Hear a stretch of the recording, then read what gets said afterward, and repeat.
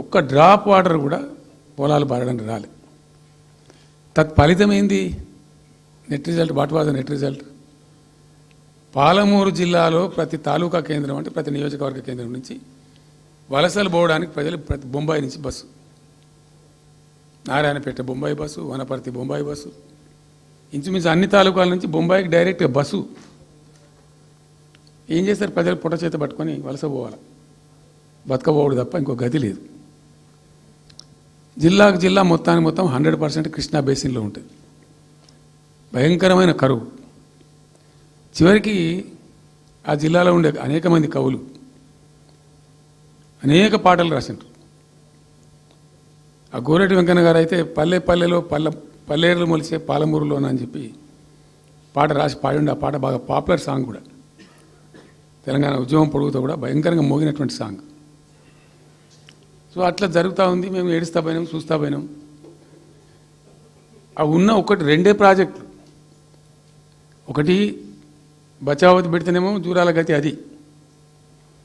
అప్పుడు చంద్రబాబు నాయుడు గారి స్లోగన్ సమైక్య రాష్ట్రంలోనే సమగ్ర అభివృద్ధి. నేను ప్రథమ మహాసభకు పాలమూరు జిల్లాకు పోయినా. మహబూబ్నగర్ టౌన్లో పెట్టాం. పెద్ద భారీ మీటింగ్ జరిగింది. దాదాపు 70-80 మంది వచ్చిండ్రు. ఆ మీటింగ్లో నాకు బాగా కోపం వచ్చి, ఏమయ్యా చంద్రబాబు నాయుడు, అప్పటికి ఏందంటే కర్ణాటకకి కొంత ముంపు ప్రాంతం ఏమిటి జూరాల ప్రాజెక్టులో ఏంటంటే కొద్ది ముంపు ప్రాంతం కర్ణాటక రాష్ట్రంలో ఉంటుంది. ఒక 13 కోట్ల రూపాయల వరకు కాంపెన్సేషన్ కట్టాల్సి ఉండే. కట్టడు, ₹1 కట్టడు. ఏమయ్యా చంద్రబాబు నాయుడు గారు, నువ్వు దత్తత తీసుకున్నావు, కథ తీసుకున్నావు, డైలాగులు చెప్తున్నావు, ఇక్కడ చచ్చిపోతాను జనము, బొంబాయికి వలసలు పోతుండ్రు.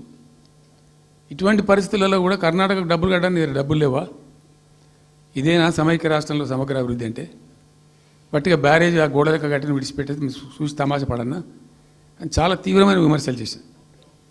మోకాళ్ళ మీద పరిగెత్తి కట్టిండి చంద్రబాబు నాయుడు. అప్పుడు ఆ కర్ణాటక చెల్లించాల్సిన కంపెన్సేషన్ ఏదైతుందో మోకాళ్ళ మీద ఉరికి నా దాడి తట్టుకోలేక కంటిన్యూగా పెట్టాను.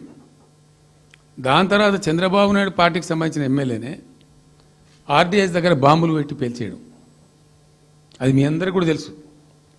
బాంబులు పెట్టి పేల్చడం 2 సార్లు 3 సార్లు పేల్చారు. నేను ఫస్ట్ ఉద్యమంలో తెలంగాణ ఉద్యమం స్టార్ట్ అయిన తర్వాత నేను ఎంచుకున్న ఎజెండా, నా ఎజెండాలో మొదటి పాదయాత్ర నేను చేసినటువంటిది జోగులాంబ టు గద్వాల పాదయాత్ర చేసిన.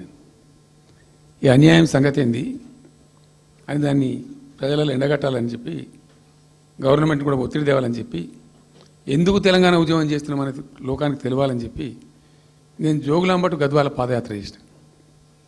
దాన్ని మొత్తం అసలు కంప్లీట్ 80,000 ఎకరాలకు బారాల్సినటువంటి ఆ ఆర్డీఎస్ కెనాలు 15,000 ఎకరాలకు 10,000 ఎకరాలు 20,000 ఎకరాలకు వచ్చింది, తగ్గిపోయింది. అడిగే నాతుడు లేడు. నేను అంతకు ముందే పాదయాత్ర కన్నా ముందే స్వయంగా మేమందరం జిల్లా మహబూబ్నగర్ జిల్లా నాయకులు నేను కలిసి ఆర్డీఎస్ హెడ్ వర్క్స్ ఎక్కడ ఉంటాయంటే కర్ణాటకలో ఉంటాయి, రాయచూరు దగ్గర.